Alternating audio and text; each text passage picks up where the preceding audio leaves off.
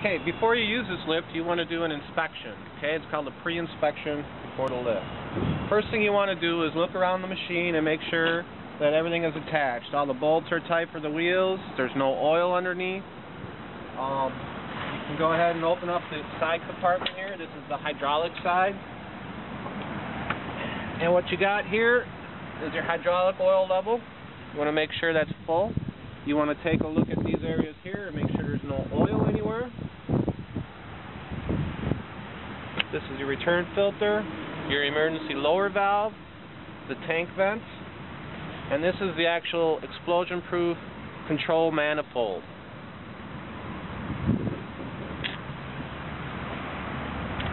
Come around to the other side.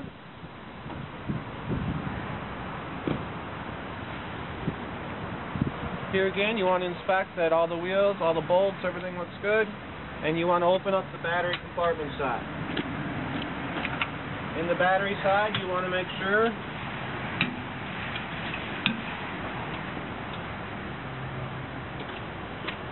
you check all the cables for tightness, and that everything's in its place. Right here we have a battery door limit switch.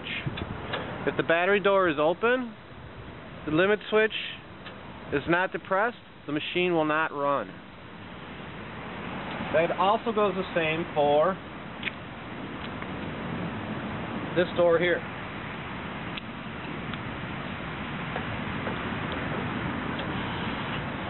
That switch has to be depressed. The way that you want to charge this is you're going to take this plug here, plug it right into there. This plug is going to plug into your 110 outlet. Remember, this machine cannot be charged in a hazardous environment. The machine has to be removed from a hazardous environment, and also it cannot be driven while charged. That's why we have the switch here and the plug in this way, so that you cannot close the door as it's charging.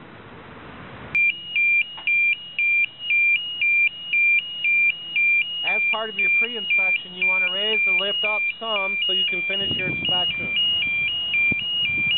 We also have an emergency stop here that if you do have both, it'll stop all movement of the machine. Okay, on to the rest of our inspection. We want to make sure all the wires and bolts, everything is tied up very good, no leaks. Here's what we call our explosion-proof can assembly. Here has all the electronics, the motor and the pump that drive this lift. Inside of here is our electrical box, where we also have some components and plumbing and wiring to our special valves for the OMNI steering. At this time, you can also check your emergency lower valve. All you have to do is pull this valve out. This requires no power at all, just manual holding the lever out. This button automatically retracts by itself too. This wheel assembly here is what we call a conductive wheel. These dissipate the static electricity that builds up while you're driving the machine. You would always try to keep these wheels as clean as possible so that they dissipate the static electricity. This is the perimeter bump system. It has some switches inside of here that if you ever contact, it will automatically stop the lift from driving or lifting. Okay? If you do touch an object with this, your lift is dead. The way to get out of the situation, if you're up against something, is you push the sensor override button. Now, as long as you hold that button, you will be able to use the control to back off of whatever you're up against with the sensor override. These are the fall arrest lanyard attachment points. These are engineered fall arrests for your protection. Whenever you're in this machine and you're working on any equipment, you should always be attached to a lanyard. And only one person per lanyard attachment.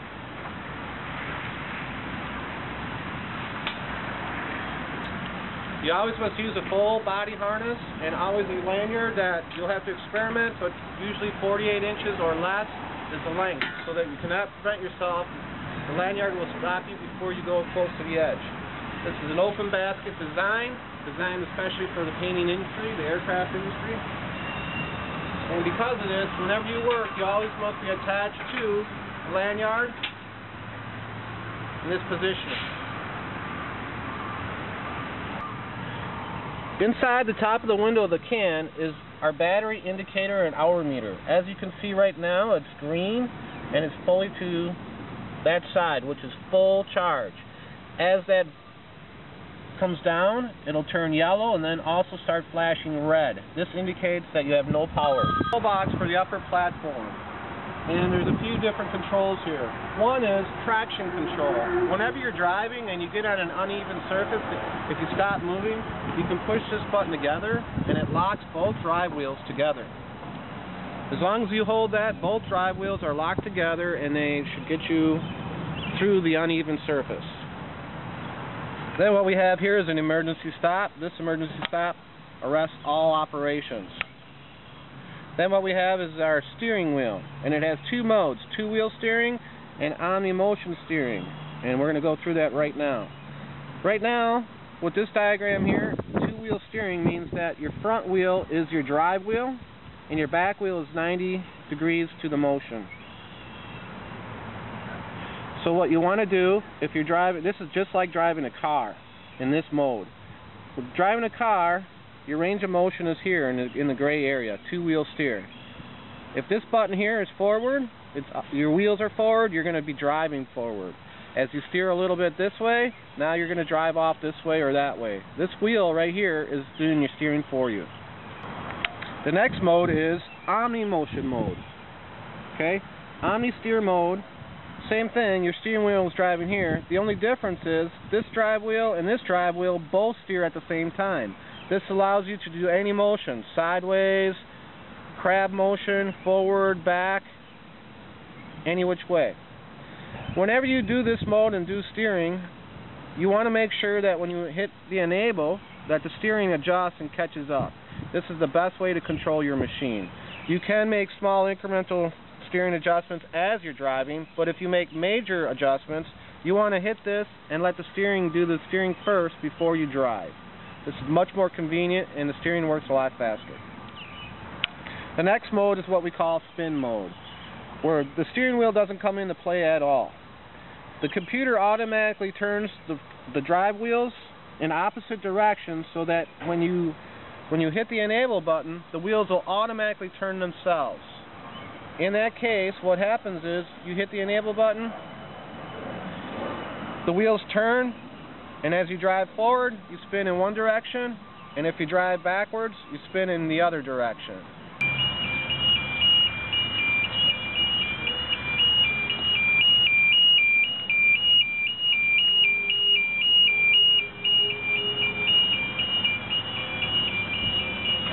It's always important when you operate the controls that you either ease in to the function or ease out of the function. This will make for smooth operation. If you go fast and then jerk back, you'll jerk the machine. The other functions are this toggle switch here. When it switches over to this position, you're in drive mode only. When you're all the way to the other position, you're in raise or lift mode, which is controlled by this joystick. Forward will raise you up, backwards will lower you. We also have a tilt light indicator. If the tilt light comes on, you are over 2.5 degrees off center. If this happens, you will be able to lower the machine and drive out of the tilt. I want to demonstrate emergency brake release and towing procedure. First thing you do is always chalk the wheels before you release the brakes.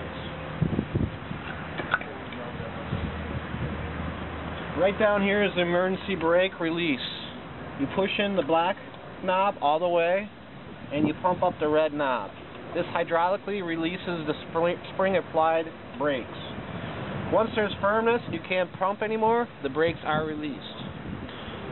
Next thing you have to do